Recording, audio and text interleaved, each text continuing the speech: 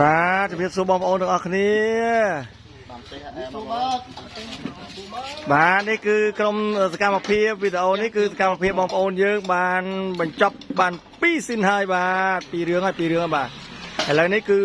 ម៉ោងបាយតែម៉ោងបាយចង់ជ្រុលហើយម៉ោងខំខឹងទាំងអស់គ្នាតាំងពីព្រឹករហូតដល់ស្មាននេះម៉ោង2ជាង7:03ហើយបាទឥឡូវនេះទៅបានបាយនេះបាទដោយសារការងារខិតខំប្រឹងប្រែងណា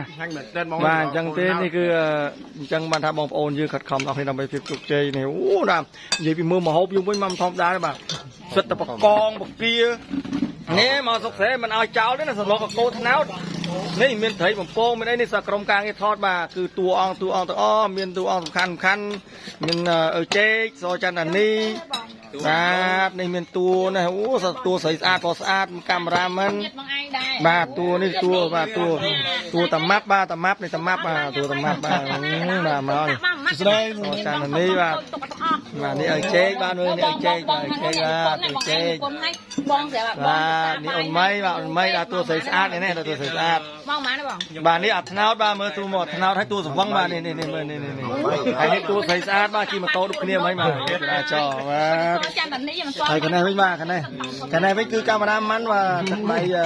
មកកដាទេបាទពីអ្នកនេះគឺគាត់កាមេរ៉ាមែនបាទសំខាន់អូនថតបានល្អបាទហើយខាងនេះវិញខាងគុណយុបាទប្រចាំក្រុមហ៊ុនបាទនេះ